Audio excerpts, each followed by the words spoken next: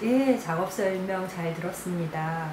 네, 아직 조금 의문이 남는 게 장소에 대한 의문인데, 모든 일상 공간 중에 왜 그 장소에만 됐는지에 대해서 조금 더 설명해 주시겠어요? 그 공간에 대한 분석이 있었겠죠. 근데 한 세 가지 정도로 이거 기억이 되네요. 그러니까 첫 번째로 그곳은 미대생들에게 그곳이 미대였으니까 그곳에서 공부하는 미대생들에게 애용이 되는 공간이었는데, 사실 미대생들한테 중요한 것은 실기실입니다. 그래서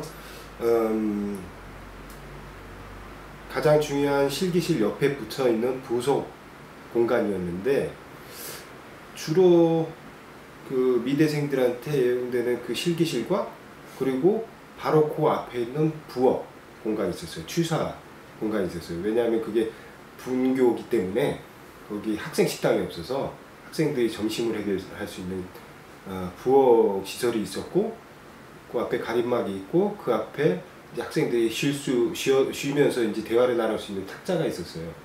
그리고 가장 안쪽에 이제 화장실이 있었고, 그러니까 주로 학생들이 밥을 해 먹거나 음식을 해 먹거나 대화를 나누고 쉬거나 아니면 작업을 하거나 그런 공간은 아니었죠. 예. 그러니까 주로 이용되지는 않지만 그 공간은 컴퓨터가 있어서, 이제 공용 컴퓨터라서 이제 학생들이 웹서핑을 하거나 리서치를 하는 그런 공간이었죠. 그리고 재료, 종이 같은 거 좀 보관하고, 그런 아주 부수적인, 일상적이면서도 굉장히 이렇게 뭐라고 해야 되나, 간과될 수 있는 그런 곳이었습니다. 그러니까 지금 제 작업에 2006년도 이 작업 발표할 시기가 교내 미전이라고 했잖아요. 보통 교내 미전을 한다 그러면 학생들이 굉장히 치열하게 눈치 싸움을 합니다. 자기한테 가장 좋은 공간을 차지하기 위해서 치열한 경쟁을 하죠. 근데 이 공간은 그러기에 좀 그 경쟁 물망에서 많이 벗어나 있던 곳이었어요. 학생들이 주로 선택하지 않는 곳이었죠. 예. 그래서 제 모티브로서 어떤 일상성이나 일상성에서 간과하는 것들, 이런 모티브에 적당하다고 생각을 했었어요. 그러니까 또 그곳은 그렇게 부수적인 공간이기 때문에 낙서가 좀 많았어요. 그러니까 일상적인 낙서겠죠. 별 의미 없는 그런 낙서나 얼룩들. 그리고 그 공간이 다른 실기실이나 이런 공간들보다 좀 자주 보수가 됐어요. 그러니까 깨끗한데 낙서가 있고 그 위에 생활 얼룩이 있고, 그게 더 눈에 들어오는 거죠. 예.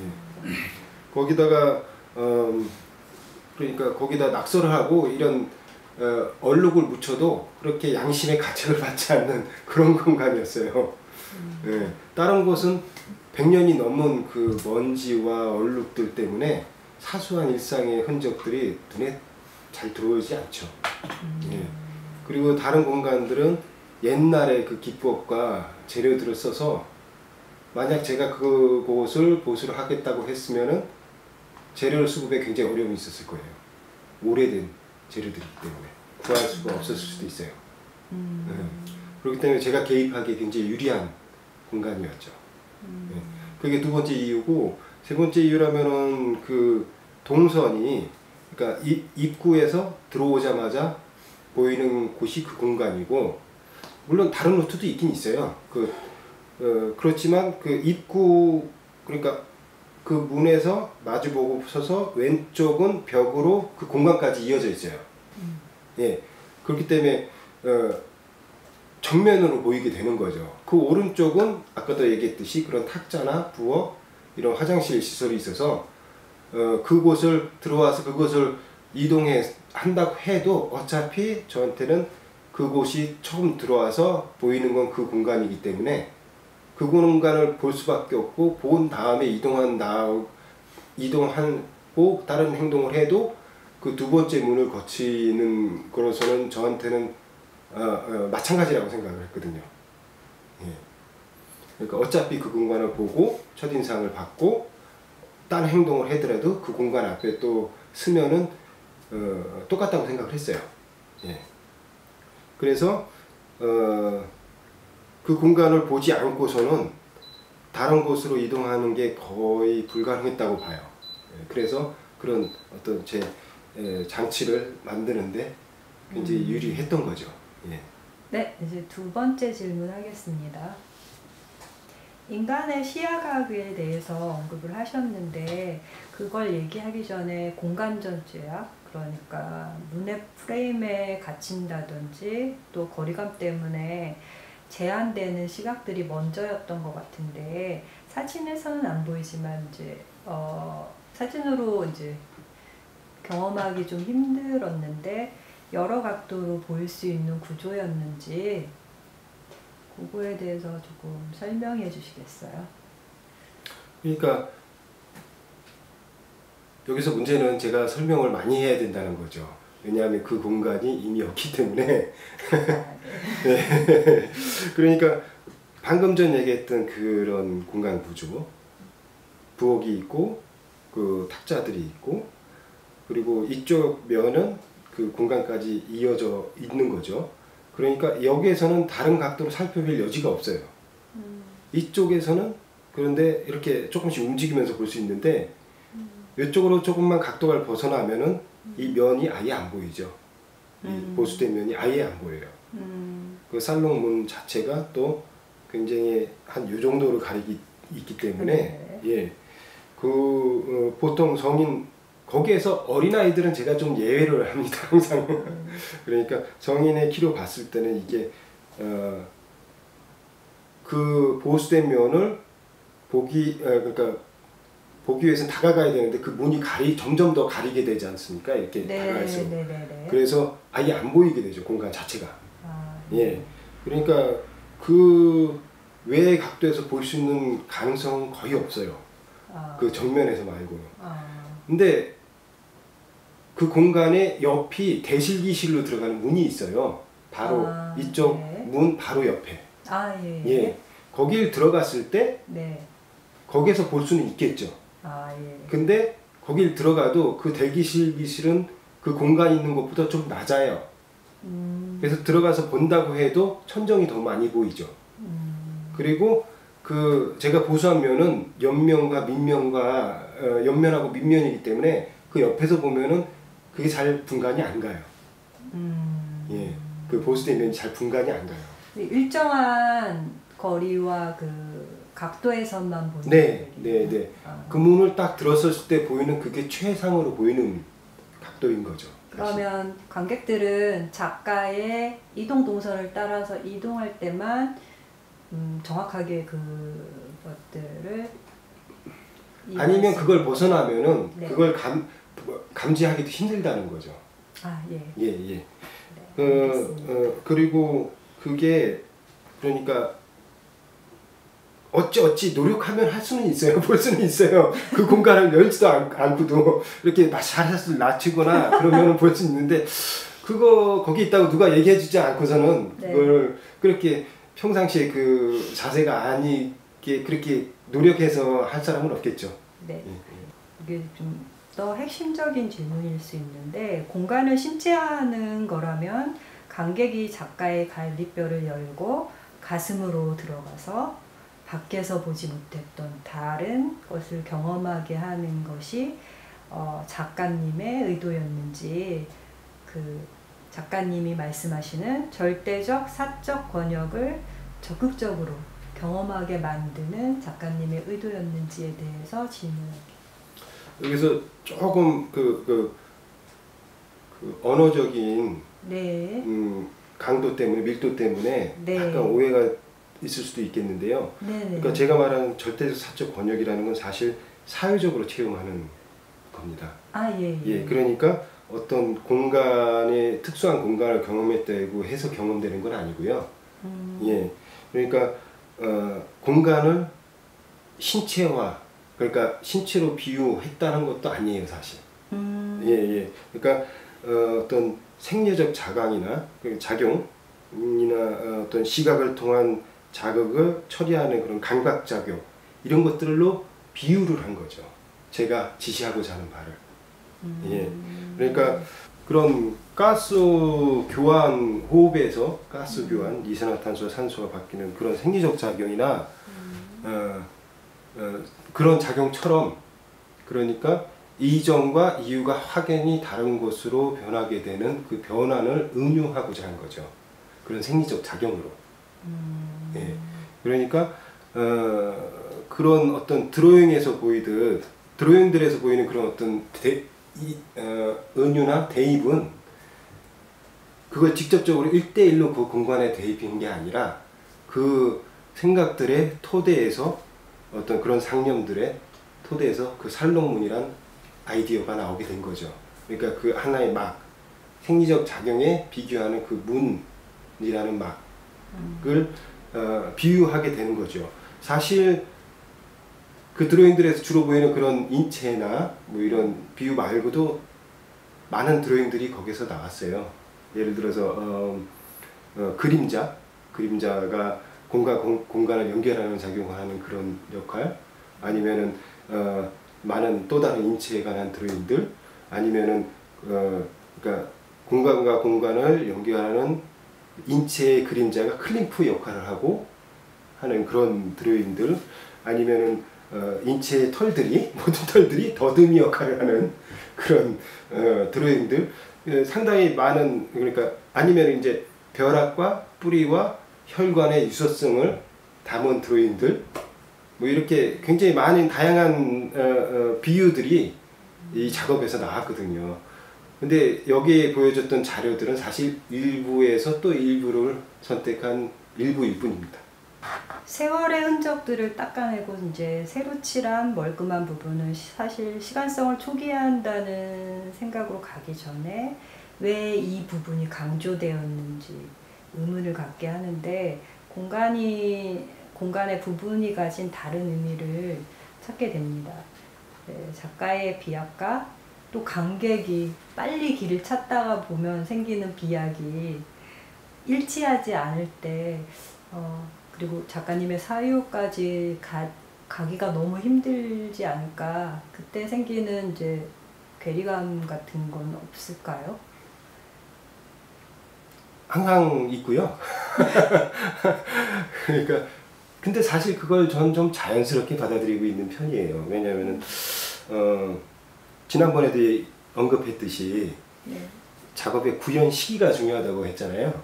예. 네. 그렇게 어떤 제가 이제는 그러니까 장소, 사실 일상에서는 많은 스토리나 에피소드를 가지고 있는데 어떤 장소들에서 그것들이 그런 곳을 떠나야 된다는 예감을 가졌을 때 그 압박감이 큰 거죠.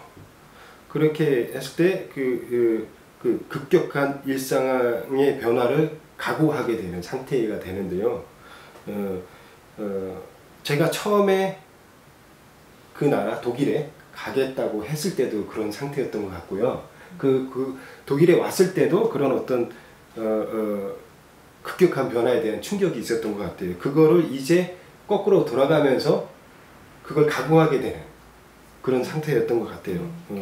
그 변화는 사실 난민처럼 목숨을 걸어야 되는 정도는 아닐 거예요, 분명. 근데 예, 어쨌든 일종의 리셋되는 것이 아닌가라는 어떤 그동안의 스토리나 그 어떤 알고 지냈던 사람들의 해프닝, 에피소드 이런 것들을 리셋 같은 강도로 표현하고 싶었던 거죠. 아, 예. 예. 그게 나한테는 심각하다라는 심정이었을 것 같아요. 그러니까 그 리셋 작용을 그래서 물리적인 공간에 대입한 거죠. 예. 예. 나의 문제뿐만이 아니고 네.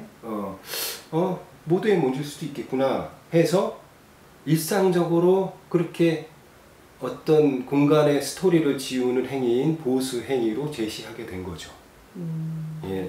왜냐하면 보수 행위는 어떤 사용감들을 지우지만 그것과 그 이전의 흔적들과 같이 병치시킬 수 있는 이점이 있었거든요.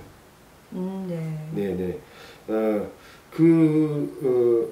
그래서 그 차이를 그 현장에서 즉각적으로 감지할 수 있는 그런 이점이 있었던 거죠. 그런데 그럼에도 불구하고 아까 물어봤던 그런 어떤 퀘리, 그러니까 제 그러한 대비가 제 의도를 100% 하지 못할 거라는 리스트는 항상 있는 거죠. 네. 저한테는. 그래서 그럼에도 불구하고 좀 이해를 쉽게 하기 위해서 우리 주변에 항상 일어나는 어떤 일들, 예를 들어서 제가 재개발로 새로 만들어진 고향을 다시 갔을 때 그런 느낌? 이라면은 좀 이해가 빠르지 않을까라는 생각이 들었어요. 네. 드로잉에 대한 질문인데, 공간 설치에 대한 이제 동기나 작업 프로세스 등 많은 힌트를 주고 있어요. 드로잉 보면 되게 많은 드로잉을 하셨잖아요. 예. 근데 드로잉 할 때 혹시 그 공간 설치되어 있는 작업들을 관객들이 따라오지 못할 수도 있겠다는 생각에서 관객들에게 어떤 힌트같이 제시하려는 의도가 있는지 궁금합니다. 약간 결론적으로 말씀드리자면은 네네. 그 질문에는 앞뒤가 좀 바뀐 것 같아요. 그러니까 네. 드로잉이 먼저고 공간 네. 설치가 나중이죠. 그러니까 네. 공간 설치가 구상되는 건 항상 나중이에요. 네네. 그렇기 때문에 시간적으로 봤을 때 네. 순차적으로 본다면 그런데 제가 주로 이렇게 생각을 많이 하는데 네. 그것에 대한 이제 그 기록을 드로잉이라는 방법으로 기록을 하는 거죠. 그렇지만 드로잉도 나중에 그 본 전시랑 같이 전시하는 경우가 있으시잖아요. 그럴 경우에도 그거를 어느 정도 염두에 두고 내 작가의 사유에 관객이 동참할 수 있게 해주는 어떠한 방향 제시, 뭐 그런 거가 아닐까라는 생각이 들었거든요. 제가 봤을 때 그 질문이 마지막 질문하고도 연결되는 것 같은데. 예. 예. 어쨌든 제가 그 드로잉을 보여주고 안 보여주고는 좀 나중에 말씀드리면 될 것 같아요. 예. 네. 근데 어쨌든 드로잉을 하는 이유는 제 생각을 이제 기록하고자 하는 거고, 그 기록을 다른 사람이 볼 수 있다는 전제는 있죠. 그렇지만 그것을 보고 어떻게 독해하느냐는 또 다른 문제인 것 같아요. 예. 그럼에도 분명히 말할 수 있는 거는 그 드로잉조차도 그렇게 특별히 의도가 있지 않다는 거죠. 왜냐하면은 그냥 몸에서 배어 나오는 것 같아요. 예. 그러니까 어떤 고민하는 것들이 있는 그 고민들의 안에서 충실히 사는 과정이죠. 드로잉을 한다는 거. 그렇게 내가 그 안에서 충실히 삶에도 불구하고 제 스스로 확인할 수 없는 것들이 있을 때 공간 설치로 구성해 나가는 것 같아요. 작업에는 이제 숨어있는 디테일이 굉장히 많은데요. 그거는 지금 시간이 지나고 현장에 있지 않으면 경험하지 못하는 것들인데 좀 많이 아쉽다라는 생각도 들었거든요. 예를 들면 갈비뼈 모양의 문이 이제 열리고 닫힐 때의 그 느낌들, 이러면 닫힌 그 속도감 이런 것들에 대해서는 전혀 사진 한 장 가지고는 표현이 되지 않고 있거든요. 그래서 소개한 작업의 방식처럼 차이와 대비를 통해서 통한 어떤 기록들이 좀 더 친절한 기록들이 있으면 좋지 않았을까. 그러면 그 작업이 그 시간 속에만 묻혀있는 게 아니라 더 많이 회자되고 사람들한테 더 기억의 감각으로 남지 않을까라는 생각도 드는데요. 그거는 뭐 제가 별로 부정하고 싶은 생각이 없는데요. 네. 예, 왜냐하면은 저만의 문제는 아닌 것 같아요. 이런 류의 작업을 하는 사람들의 문제일 수도 있는 것 같고. 예. 자료에서 보이는 것 이외에도 많은 제시 포인트들이 있죠, 사실. 네. 근데 그게 지금 보여준 이 작업 전에 한 작업에서 연결되는 부분들이 있거든요. 예. 그러니까 저는 그걸 알고 있어서 네. 어떤 작업을 소개할 때 그 이전은 좀 생략하는 경향이 있는 것 같아요. 아, 예. 예, 그래서 그렇죠. 예. 예, 그러니까 사실 그래서 좀 더 성실하게 제시할 필요는 느껴요. 예. 그걸 잘 정리해서 압축해서 잘 성실하게 제시할 필요를 느끼는데 그걸 위해서는 제 스스로 제 작업 프레젠테이션의 방법에 대해서 많이 고민이 필요할 것 같아요. 그리고 솔직히 아직까지 적당한 해법을 찾지는 못했어요. 그렇죠. 네. 이 질문이 적절한지에 대해서는 제가 잘 판단은 되지 않는데 제가 그냥 떠오르는 어떤 의문점이 하나 있었는데 문화유산이 이제 펜클리겐 그 제철소가 문화유산이고 100년 된 오래된 유산이잖아요. 근데 그 안에서 현재 그 대학생들이 거기서 작업을 하고 있고 생활을 하고 있는데 그러면 그런 상황이 작업과도 유사한 부분이 있다라고 생각이 들거든요. 공간에 이제 어떤 주체가 머물고 거기서 어떤 활동들을 한다면 순간이 현재화되는 거 아닐까라는 생각이 듭니다. 주체가 보이지 않지만 행위, 예를 들면 보수행위 같은 거 넣어서 주체가 주체를 이제 짐작할 수 있는 그렇게 만드는 장치인가. 네, 네, 맞습니다. 예. 저뿐만 아니라 그들 모두가 그러니까 그 장소뿐만 아니라 네.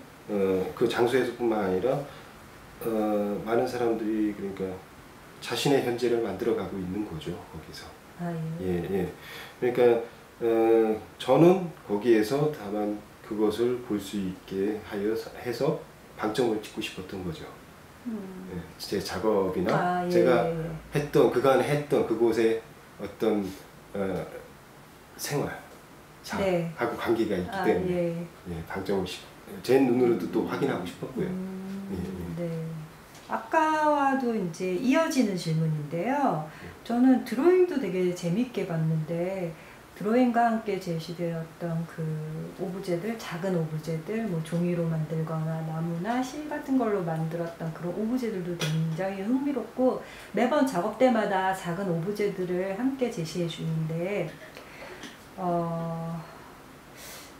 그게 굳이 이제 작가님이 얘기하신 그런 사고의 맥락을 따라가지 않아도 그것 자체만으로도 실험예술에서 즐길 수 있는 어떤 즐거움들을 찾을 수 있거든요. 그래서 그런 맥락을 좀 떼어내고 단절시키고 그 오브제들이나 드로잉들 이런 거를 함께 전시하면, 그러니까 다른 얘기로 하면 작가를 좀 배제시키면 어떨까라는 생각도 들었거든요.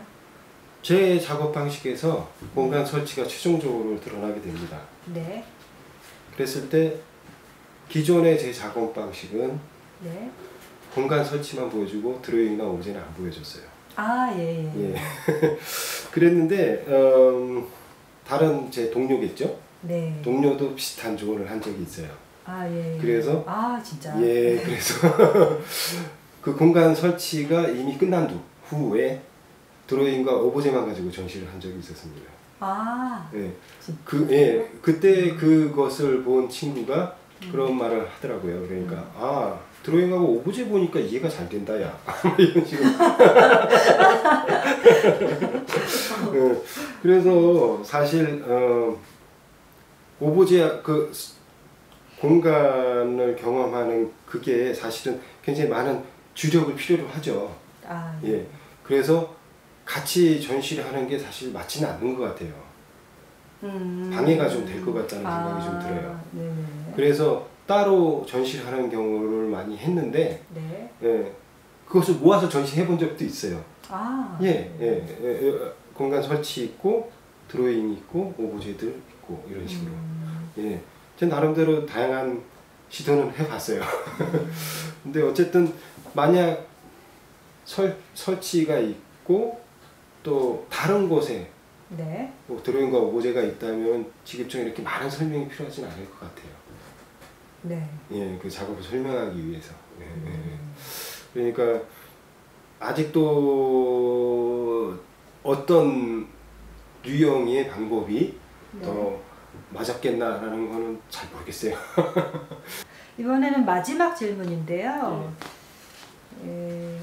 이 작업이 어떤 중요한 전환점이 됐을 수도 있겠다라는 생각도 들거든요.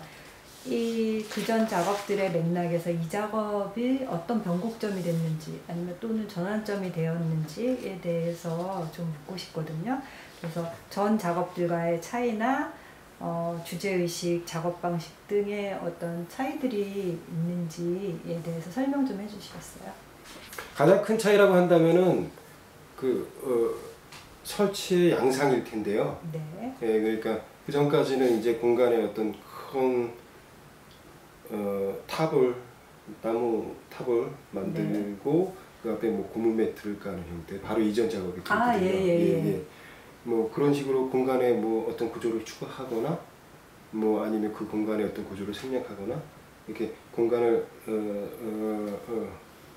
그러니까 변형하기 위해서 그런 수법들을 썼다면은 이 작업 같은 경우는 그 공간 자체로 변화를 주고 싶었다는 게 가장 큰 차이일 수도 있을 것 같아요.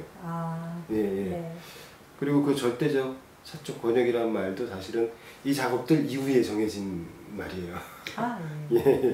그러니까 그때는 그냥 관념만 있든지 개념만 있었겠죠. 어쨌든 이 작업의 경우는 그러니까 그 작업들이 이제 그 절대적 사적 권역이란 제가 지금 주로 테마로 삼고 있는 그 주제의 어떤 출발점에 있는 작업들인 거죠. 그 이전에 했던 그 작업, 그게 졸업 작품이거든요. 이렇게 그 작업에서 했던 것들을 핵심을 좀 더 정리하려고 했던 의도가 컸던 것 같아요. 이 작업에서는. 다르게 말하면은 뭐 그러니까 그 작업의 어떤 작동하는 원리라든 그 작용들을 좀 더 정밀하게 구분하고 싶었던 것 같아요. 그러니까 좀 더 구체적으로 얘기하자면은 그 이전 작업이 한 개체의 존재와 부재에 관한 작업을 다루었다면은 이 작업에서는 그래서 그러한 작용이 기억이라는 심적 작용으로서 시간성에 대한 의식이라는 부분을 더 세밀하게 고민했다고 할까요? 그러니까 이동이라는 부분을 더 세밀하게 고민했던 것 같아요. 그래서 좀 더 도식적으로 설명하자면은 이전 작업에서는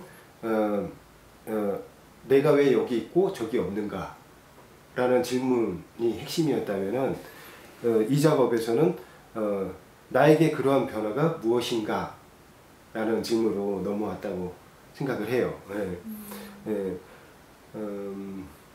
그러니까 포괄적인 그 전에 뭐 존재, 부재 뭐 이런 포괄적이었다면은 좀 더 초점을 좁혀서 탐구를 했다고 하는 게 맞을 것 같아요. 그리고 그 영향이 지금까지 이어오고 있고 특히 작업 방식, 작업 습관 이런 것들이 지금까지 많이 이어오고 있는 것 같아요.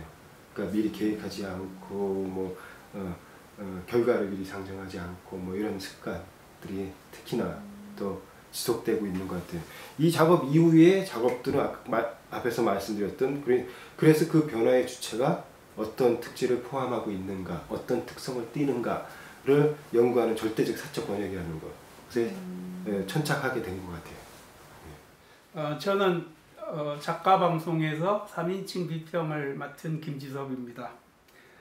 비평이라기보다도 김태진 작가가 소개한 작업을 보고 그 작업으로부터 유발된 상상력의 놀이, 내가 스스로 그려본 그 놀이를 바탕으로 몇 가지 질문 드리려고 합니다. 대상에서 아름다움을 찾던 미학이 근래에 오면서 수용 미학과 체험 미학으로 전개되면서 관객이 작가가 제시한 작업을 어떻게 수용하는 그 과정이 미학의 중심부로 들어오고 마침내는 관객이 참가해서 직접 체험하는 것이 중요하게 되었습니다. 김태진 작가도 작업에서 관객이 체험하고 받아들이는 과정을 아주 정밀하게 계획하고 있습니다. 관객의 수용을 계획하려고 하는 생각은 몇 가지 전제가 필요한데요. 작가와 관객이 공통감, 커먼센스라고 얘기하는 감각에 있어서 공통되는 어떤 방식을 가지고 있어야 되고, 마음의 수용 능력에 공통의 조건을 가졌다라고 상정할 때만 타자의 경험을 계획할 수 있을 것 같습니다.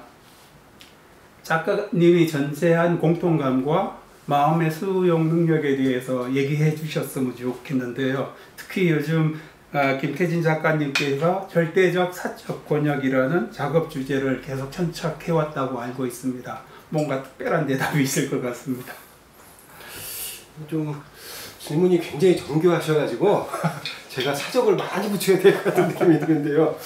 그러니까 지난번 처음에도 얘기했듯이 그 당시가 급격한 일상의 변화를 예고했던 시점이고, 제 작업을 그래서 정리하고자 했던 그 의도가 컸기 때문에요. 제가 가르치고자 하는 것을, 그러니까 가르치고자 하는 방향, 지시하고자 하는 것을 저 스스로 확인하는 것이 사실은 우선이었고요. 예, 다만 제가 가르치는 것을 보고 안 보고는 보는 사람의 고유한 권한이겠죠. 근데 부가적으로 설명하자면 당시 제 경우 작업을 계획할 때 사실 어떤 불특정 다수가 아닌 한 사람이라는 의미의 사람을 정해놓고 계획을 합니다. 그러니까 어떤 한 사람이 하는 체험, 제 절대적 사적 권역이 사실 개체의 소통 불가능성을 얘기하기도 하지만 단 한 사람의 체험을 염두에 두는 것이고요. 그게 제 자신일 수도 있지만 모두는 한 사람일 수도 있으니까요. 예. 다양스럽게도 그곳이 딱 한 사람씩 들어올 수 있는 크기예요. 그 입구가. 예. 그래서 평소 그 사람들이 입장하는 모습들에서 어떤 영향을 받았을 수도 있는 거겠죠. 한 사람씩 들어오고 그 다음 사람 들어오고 뭐 이런. 예. 마치 이제 패션쇼에서 모델들이 한 명씩 이렇게 걸어나오는 것 같이 거기에서는 뭐 반가운 사람도 있겠고, 평소에 기대하는 사람도 있고, 아니면 안심이 되는 사람도 있고, 그 사람 딱 등장하면 안심이 되는 사람이 있거든요. 아니면은 굉장히 거북한 사람이 등장할 수도 있겠고, 굉장히 이상적인 사실 감정들이 오가던 곳이죠. 그게 어떤 가끔 연극에서 이렇게 첫 등장이 굉장히 강렬하게 느껴지는 것 같은 그런 기분일 것 같아요. 그래서 그 문이 저에게는 굉장히 설레임의 위치였던 거죠. 예. 그래서 저에게는 굉장히 그 이후에 포지션만큼이나 그건 굉장히 강렬한 위치였고요. 그래서 거기까지로 이렇게 작업의 한계를 정한 것이죠. 네. 그러니까 그렇기 때문에 그 기억이 그곳으로 소환되는 게 저한테는 의미가 있는 거죠. 예, 예. 쌀롱문을 조형하는 과정에서 나오는 갈비뼈 그리고 그 하얀 A4 용지 위에 쌀롱문을 그리고 그 쌀롱문의 그림자를 그리는데 그 위에 사람 머리를 이렇게 그려놓은 거 참 매력적이었고 많은 상상력을 유발했습니다. 쌀롱문을 갈비뼈와 연결해서 생각할 때 작가가 마치 자신의 갈비뼈를 열고 관객을 자기 안으로 초대하면서 그 과정에서 관객이 체험하고 수용할 극본을 정밀하게 써놓은 듯합니다. 관객은 주인공이지만 작가의 극본에 따라 체험할 것을 기대하고 있습니다. 혹시 작가님 작업에서 연극과의 관련성들이 다른 작업에서도 꽤 많이 있었던 것 같은데 연극과 작업의 관련성에 대해서 얘기를 좀 해주실 수 있나요? 그 예로 들었던 그 자료에 있던 그 드로잉들도 사실은 그 어떤 것이 어떤 자극이라든지 아니면 어떤 입력이 들어와서 완전히 다른 것으로 변해서 내재한다는 것을 비유적으로 생각을 했던 거고요. 그리고 완전히 의도치는 않았던 거였죠. 그 그림 자체도 꿈이었기 때문에. 어쨌든 그 비유적으로 말씀하신, 그러니까 연극과 비교적으로 말씀하신 그 극본이라는 것도 사실은 제가 쓴 것이죠. 그렇죠. 예. 그렇기 때문에 그것을 넘어서는 계획이라는 것은 제가 할 수는 없는 것 같아요. 그러니까 근본적으로 그곳에 이르는 다른 경로, 예를 들어서 대회실에서 들어오는 그런 경로라든지 이런 것들도 사실은 제가 어떤 예외상의 모든 예외성을 염두에 둘 수는 없었던 것 같아요. 그건 제 능력 밖이었던 것 같고요.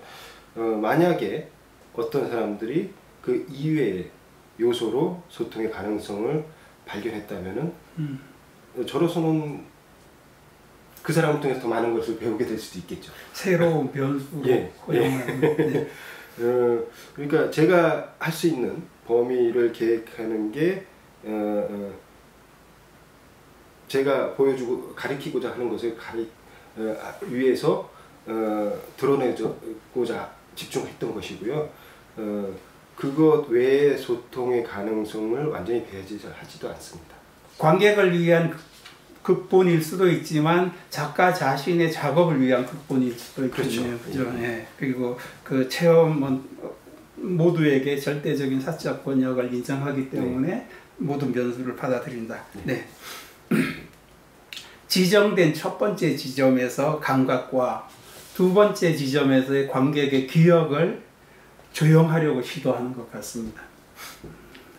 근데 조형심리학에서는 조형고리, 게슈탈트크라이스라는 조형고리를 주장하고 있습니다. 수용자는 감각을 단지 수동적으로만 받아들이는 게 아니라 스스로 조형하며 그 내용이 조형심리학이라는 학문을 만든 것이죠. 스스로 조형하는데 그 조형해가는 과정이 경험으로 익숙해진 마치 조형하는 고리가 순환 고리가 있는 것처럼 그 고리를 따라서 순환한다고 합니다. 수용한다고 합니다.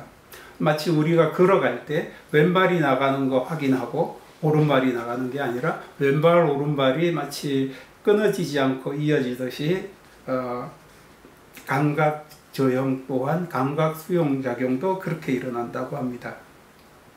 첫 번째 지점에서 문 사이로 보이는 새것처럼 깨끗한 모습을 보면서 관객이 가려져 있는 부분이 뭔가 닫혀있는 콘크리트 덩어리로 막혀있는 공간이 아니라 하나의 방으로서 빈 공간이 이어지고 그 공간도 지금 내가 마주하고 있는 새것같이 깨끗한 그럴 것이라고 감각하는 것도 일종의 조형고리의 역할이라고 생각을 합니다. 두 번째 지점에서 작가님은 그 인식을 깨트리고 조형고리를 끊어버리는 각성을 요청하고 있습니다. 드리고 싶은 질문은요, 첫 번째 지점에서 각인되는 감각이 아니라 두 번째 지점에서 확인되는 기억이 그 조형고리를 끊고 각성을 불러오는 것 아닐까, 이런 생각을 해봤는데요. 어떻게 생각하는지 궁금하고요. 아마 첫 번째 지점에서 주목되는 것은 살롱문이겠지요. 특별하게 그 살롱문의 배경을 주목할 어떤 이유는 그렇게 크게 없을 것 같습니다. 특히 그 공간에 익숙한 사람이 아니라 처음 오는 사람이라면, 근데 모르겠어요. 저도 펠클링을 알지만 그 주변이 한 100년 이상 생활의 때가 묻어 있고 갑자기 그 부분 지금 작가님이 계획한 것처럼 깨끗하다면 그 지역에서 생활한 사람은 굉장히 생소하게도 느낄 것 같습니다. 그 부분에 대해서 어떻게 생각하시는지 좀. 결론적으로 얘기하자면은 좋은 지적이신 것 같고요. 그게 맞는 것 같아요. 근데 여기에서 맹점이 제가 그 오래된 작업이고 어떤 작업의 요지를 이렇게 이렇게 설명해서 머릿속에 그리게 하려고 노력하다 보니까 약간 도식적인 설명이 되는 경향이 있는 것 같아요. 예. 근데 거기에다가 제가 이미 그 작업을 알고 경험했고 그렇기 때문에 결론적으로 말씀드리다 보니까 어떤 그런 식으로 얘기하는 경우들이 있는 것 같아요. 끊어서 그렇게 포지션을 정해서 그렇게 나눠서 얘기하는 경우들이 있는 것 같은데요. 사실 그 공간에 대해서 그 컨셉에 대해서 설명했던 제 말의 첫 번째 지점을 설명할 때 그 말이 지금 말씀하신 바대로 정반대였던 것 같아요. 예. 그러니까 그 부분이 재밌는 것 같아요. 두 번째 지역에서 이렇게 여기하고 다르지 하면서 자기 기억을 다시 불러오면서 도리어 첫 번째 장소에서 감각적으로 각인시켜버리고 기억이 감각을 각인시키는 이런 그렇죠. 그러니까 거기에서 받았던 인상을 가지고 온다는 게 아니라 사실은 무심함이었겠죠. 그 첫 번째 위치가. 그렇죠. 무심함. 그러니까 저만 해도 어떤 문이 이렇게 막혀 있으면은 그 뒤가 굉장히 궁금해지거든요. 예. 근데 이 살롱문은 일부를 가리고 있기 때문에 어떤 그 너머에 뭐가 있다는 것 자체로 안심을 할 것 같아요. 예. 그리고 처음 오는 사람들은 특히 왜냐하면 그 장소가 너무 주변이 오래됐기 때문에 근데 거기는 항상 좀 자주 보수가 됐던 공간이고 우리가 흔하게 주변에서 보는 그 현대적인 건물의 이미지가 사람들한테는 더 익숙하겠죠. 오히려. 그래서 그렇게 그런 보수된 상태가 더 안심하게 만드는 것일 수도 있는 것 같아요. 그래서 오히려 무심의 상태. 그러니까 감지 못할 수도 있죠. 어쨌든 그렇게 그런 안심한 무심함에 대해서 변화를 주고자 그 장치를 만들었던 것 같아요. 예. 그래서 어떤 완전히 닫아버리는 문이 아니라 살롱문이 되면서 아래 위는 속을 보게 되면서도 방해받는 이 부분 참 매력적인 것 같아요. 그래서 그 문의 역할이 그 어떤 비교하게 해서 그 예민하게 만드는 그런 역할이 더 큰 것 같아요. 그래서 그 안에 들어갔을 때 비로소 자신이 돌아왔던 그 길을 보고 회상작용을 일어나는 가능성이 더 큰 것 같습니다. 네. 어느 정도 감각하는 그 첫 지점에서 감각하는 경험들은 그렇게 각인된다든지 이런 것보다도 익숙한 조용거리에 따라서 이렇게 진행이 될 것 같습니다. 근데 이제 2차 지점에서 그게 각인된다라는 게 매력적인 것 같고요. 근데 이제 작가님이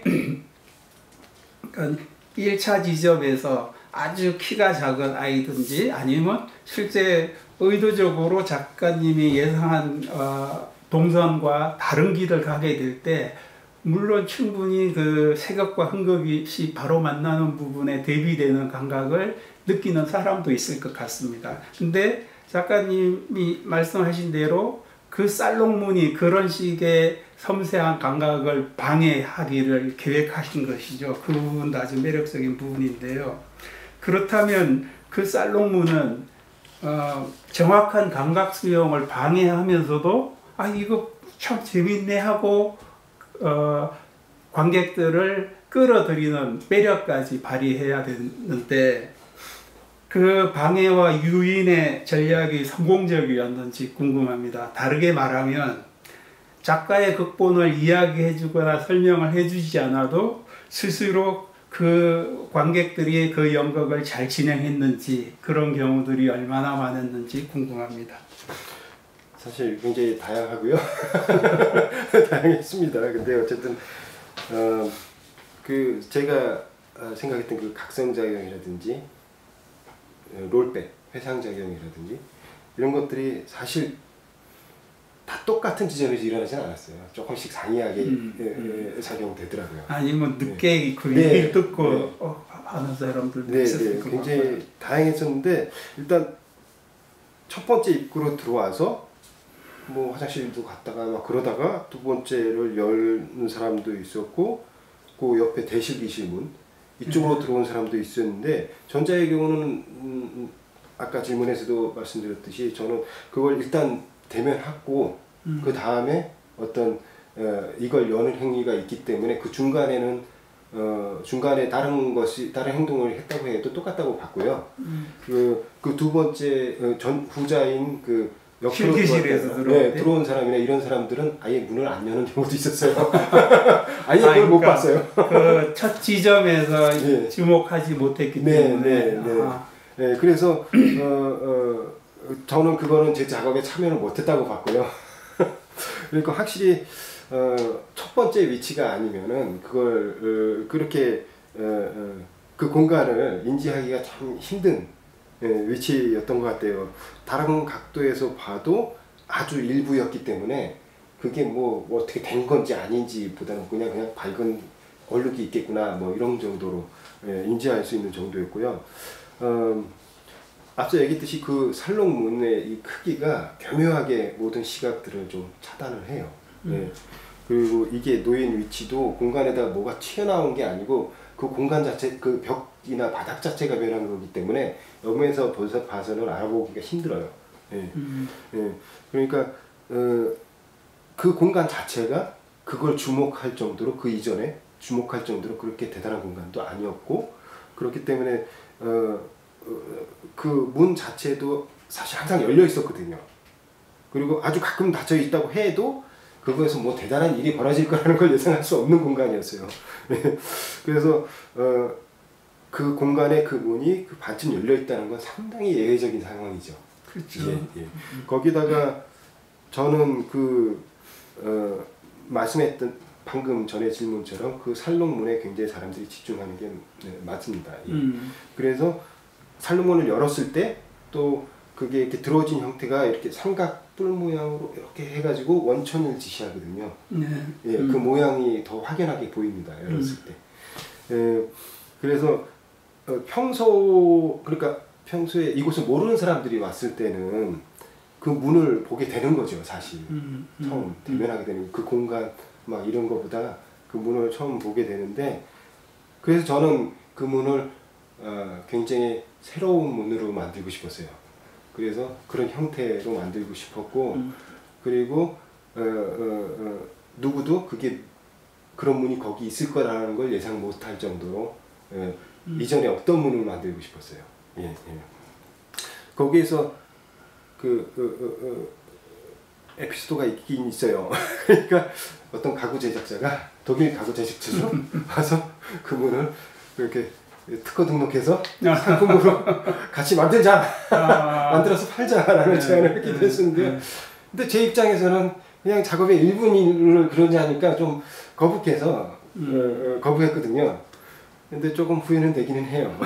근데 이제 작업 방식에 있어서 보면 일반적으로 단순하지 하나의 대상물만 만드는 경우가 있고, 어떤 분위기를 아니면 그 살롱문은 대상물 오브제를 만든 것인데 그 뒤에 보수를 한 작업은 뭐 일종의 분위기를 만든 거거든요. 그리고 물론 페인팅이라고 볼 수도 있을 것 같아요. 근데 그거와 덧붙여서 관객의 정확한 지점에서의 체험, 그리고 두 번째 지점에서의 어떤 이런 연극적인 이런 극본, 이런 것까지 아주 작업 형태가 중층화되면서 굉장히 매력적인 것 같아요. 근데 당장 개인이 찾아서 확인하기는 참 쉽지는 않은 것 같아요. 그래서 이건 굉장히 복합적이고 융합적인 그런 작업이 아닌가 하는 생각이 듭니다. 그래서 결론적으로는 사실 전체적으로 내 의도대로 그 사람들이 참여했는지는 사실 자신하기는 어려워요. 그렇지만 절대적 사적 권역이라는 걸 제가 신장하고 있기 때문에 그것도 그 사람들만의 것이고, 어쩌면 그 사람들이 저보다 많은 것을 그 작업에서 발견했을 수도 있겠죠. 그렇죠. 그렇죠. 그들도 새로운 극본을. 그렇죠. 맞습니다. 네.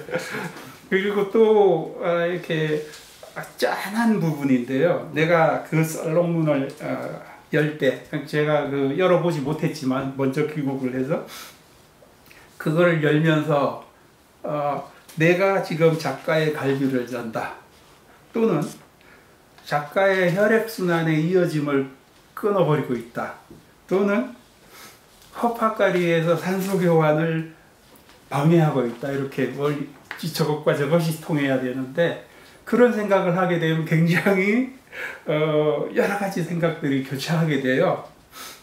그래서 그 질문 드리고 싶은 것들이 이어지는 것들이 있는데, 작업이라는 것이 한 사람의 가슴 속을 꺼내 보이는 것이다 라고 생각하세요?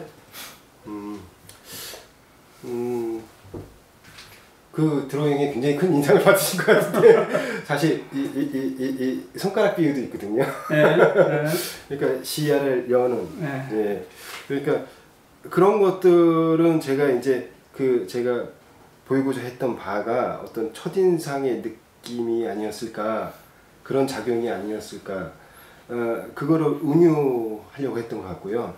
그 눈이 열리고 그 사람이 내 기억에 남게 되는 순간이 있고, 시간이 흐른 지점에서 그 기억을 더듬는 내 자신을 보는 어떤 그 작용, 내가 나를 보게 되는, 그거를 기억하는 나를 보게 되는, 그거를 그런 첫인상으로 남고 하는 걸로 대입하고자 했던 것 같아요. 아니 근데 그거는 관객이 체험하는 것이고, 예. 지금 제가 이걸 묻는 이유는 그 작가의 가슴을 열어 보인다라는 내용이 되면 그 이전에 있었던 아름다운 대상물이라는 개념들은 확연하게 벗어났거든요. 도리어 동양에서 찾고 있던 사람함이라는 가치까지 확 올라가 버리게 되는 것이죠. 그래서 지금 관객들은 정확하게 김태진 작가가 제시한 첫 지점에서의 감각과 두 번째 지점에서의 기억으로부터의 각성을 체험하면서도 그 사이에 그 김태진 작가님의 그음들을 다 봤다면, 그리고 이 빨간색과 파란색이 묘하게 섬세하게 이렇게 붙어버리지도 않고 가깝게 이렇게 되어 있는 것들을 보고 그것에서 갈비뼈나 혈액순환이나 그 다른 오부제가 보여주듯이, 그리고 그 허파가리에서의 산소 교환 이런 것들을 생각하고 내가 그 문을 열면서 나는 작가의 가슴 안으로 들어간다, 이런 느낌들을 갖게 되는 게 굉장히 그 뭐랄까 찡한 체험일 것 같거든요. 그게 그러니까 작가님도 내가 지금 내 가슴을 꺼내 보인다 이런 생각이 있었냐? 그거는 뭔가 좀 너무 서정적인 것 같고요. 긴 시간을 염두에 두는 것이라. 그러니까 그의 실질적인 예는 제가 그 펼클링을 처음 봤을 때의 인상이었던 것 같아요.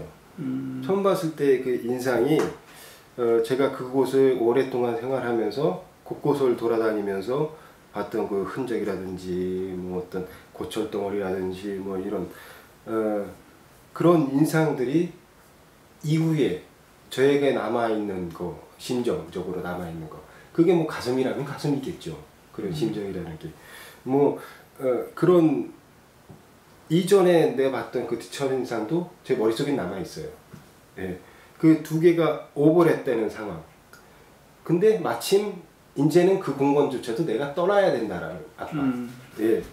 그 상황에서 그 오버랩되는 작용을 은유하고 싶었던 것 같아요. 그러니까 이전에 봤던 그 첫인상, 눈을 열고 돌아와서 남아있는 것이 지금 다르게 바뀌었던 거, 그것을 동시에 이제 그러면 김태진 작가님의 펠킹이 처음 와가지고 하던 인상에서부터 이제 떠나기 직전에 그 회상까지 마치 이 작업의 구조가 그대로 지금 얘기하고 있는 거고, 작가님의 느낌 속에는 그것들을 지금 그대로 꺼내 보인 거나 다 동일한 거네요. 재미있어요. 좋아요. 그런데 이제 그러니까 한 사람의 가슴속을 꺼내 보이는 것이든 아니든 그 결정은 뭐 그렇게 상상해 본 것으로 즐겁고요. 근데 하나 묘하게 느낀 게 또 나를 꺼내 보일 때 밖에서 내 안으로 들어오지 않고 밖에서 보는 사람에게는 깨끗한 가면만 보이고, 내 안에 들어온 사람한테는 그 많은 생활의 상처를 꺼내 보이는 이유가 도리어 가까이 다가온 분한테 막 좋고 즐거운 거를 제시하고 바깥에 있는 사람한테는 뭐 이럴 수도 있을 것 같은데 그렇게 지금 바깥에서 보는 사람에게는 깨끗하고 예쁜 가면을 꺼내 보이고, 가면인지 아닌지 뭐 단정할 필요는 없고요. 안에 들어온 사람에게는 많은 생활의 상처들을 꺼내 보이는 이유가 뭐라고? 그러니까 할까요? 그게 그 이치인 것 같아요. 그러니까 그런 에피소드나 어떤 사연들 뭐 이런 것들, 이게 개인적이기도 하겠지만 어쨌든 그걸 떠나고자 했을 때 디테일이 보이는 것 같아요. 그러니까 생활에서도 많은 부분들이 사실 요소가 맞아야 보이거든요. 그러니까 감각에 되는 어떤 시간성이라고 해야 되나, 흔적들, 이것들이 정확히 어떤 요소들과 어떤 요소들이 만났을 때 보이는 것 같아요. 대부분은 못 보는 것 같아요. 그러니까 거기서도 그런 어떤 흔적들이라든지 이런 것들이 사실은 평소에는 보이지 않는데 어떤 변화가 이런 것들이 극하게 대비됐을 때 그것들이 눈에 들어오지 않을까라는 그런 생각들이 있었던 거죠. 아니, 그러니까 하여간 바깥에 보는 사람한테는 깨끗하고 새 것 같은 느낌을 주고 안에 들어온 사람한테는 생활의 상처를 보여준다라는 게 굉장히 특이하게 다가왔고 그래서 혼자서 마음대로 상상하기를 펠커링의 제철소가 최초의 근대 대량 제철을 할 수 있는 큰 규모의 제철소고 그것이 가장 성황이었던 때가 히틀러 때거든요. 네네네. 그리고 2차 세계대전을 수행하는데 철을 사용했고 물론 강제 노역도 있었어요. 네. 그런 식의 것들을 생각을 했을 때 혹시 그 수공방길에서도 그런 노역자들이 했을 테니까 네. 혹시 사회 비판적인 발언을 하는 것 아닌가? 요즘에 용산에서는 늘 꺼내 보이고 싶은 것만 예쁘게 치장해서 자랑하고 있잖아요. 네. 혹시 그런 의미도 담고 싶었나요? 그 의도적으로 담았다기보다는 어떤 현상들은 어떤 맥락들이 동일하게 주어지는 것 같아요. 예. 제 개인적인 경험도 마찬가지고 예, 사회적인 이슈도 어떤 선상에서는 유사점이 있는 것 같다는 생각이 들어요. 그러니까 작가님이 써놓은 극본에 따라 그 두 지점에서의 체험을 하는 사람과 그 체험의 내용이 작가님이 펠크링엔에서 와서 한 10년 정도, 10년 전의 느낌과 떠나기 직전의 느낌으로 회상되는 것. 근데 펠크링엔 제철소 자체는 벌써 뭐 100년 전부터 시작했는지 모르겠는데 그때부터 그리고 역사의 질곡을 거치고 온갖 그 히틀러의 만행들에 동조했던 그런 기억들을 그대로 담고 있고 지금 만일 제2지점에서 펠크링엔이 스스로를 돌아본다면 뭐 사회 문제를 직접 지적하는 에너지도 충분히 있는 것 같아요. 예. 그리고 매력적이었던 게 이 작업을 구상하면서 만들어진 그음들이 굉장히 흥미로웠어요.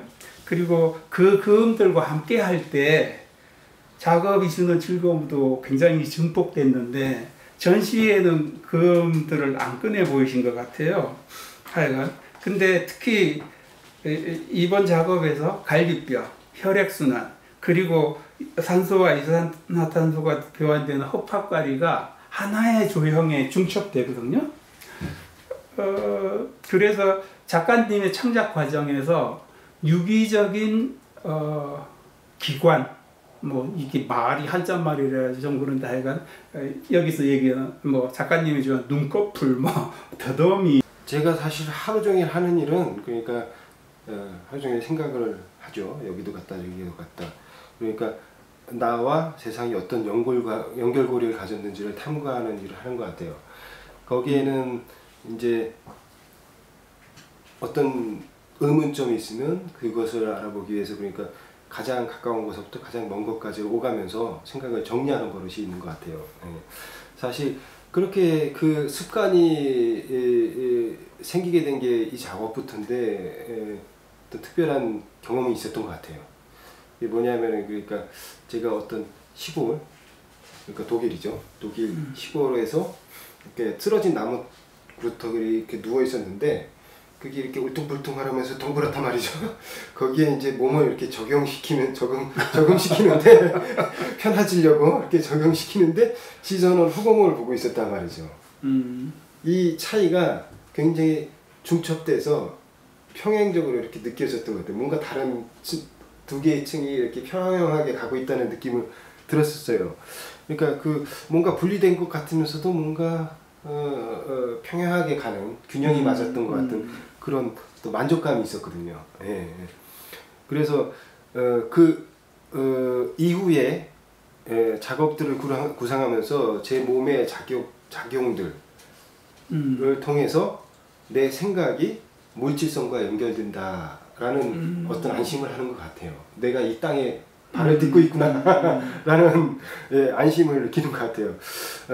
그래서 평소에도 어떤 내가 알고 싶어하는 어떤 고민거리나 화두가 생긴다라면 우선적으로 제 몸의 작용이 구석구석 살피는 것 같아요.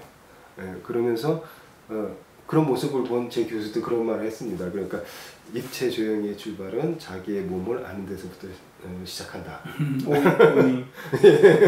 뭐 그래서 뭐 그 교수님의 어떤 교육법의 영향도 있을 수도 있는 거죠. 하지만 중요한 거는 제가 직접 제 몸으로 체험했던 그거는 가르치기도 힘든 것 같아요. 어쨌든 그 환경을 만들어주는 거겠죠 거기서는.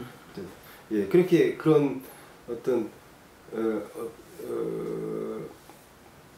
제 몸의 작용을 통해서 제 작업이 제가 만족하는 방향으로 가고 있나를 점검하는 어떤 수단으로 삼는 것 같아요. 이어서 질문 드릴 게 작업이 유기적인 기관이 되어야 된다고 생각하는지, 그러니까 내가 내 몸이 기능하는 걸 가지면서 안심이 된다면 작업, 그러니까 그 작품 자체가 유기적인 기관이 되어 가지고 작동한다면 안심할 수 있을 거 아닐까요?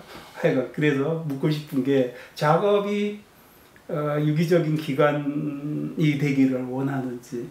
딱 거기에 맞춰서 말씀드리기는 힘든데 어쨌든 유사점을 발견을 해요. 그러니까 작업을 구상하는 과정에서부터 어떤 유기적이다라는 느낌을 받긴 해요. 그러니까 기본 골격이 있고 거기에다가 이제 살을 붙이면서 형태를 만들어 나가고 뭐 이런 게 인체와 유사하다는 느낌도 들거든요. 그러니까 그렇게 되는 과정들 속에서 이제 그 모든 요소가 잘 맞아 떨어지면은 아 내가 제대로 하고 있구나 뭐 이렇게 느끼게 되는 거죠. 사실 근데 그것뿐만이 아니라 그 과정에서는 어떤 단어적 유희도 있고요. 아니면은 물리적인 작용, 아니면 역학작용, 뭐 이런 사회적 이슈 많은 것들이 구상 단계에서 비교됩니다. 인체나 유기적인 형태뿐만이 아니라 예 그것이 항상 출발에서는 그 실체를 모르기 때문에 내가 왜 이거를 고민하고 있는지 모르기 때문에 더듬어 봐야 되는 것 같아요. 저는 그냥 바로 이것저것 다 비교해서라도 그걸 알고 싶어 하는 것 같습니다.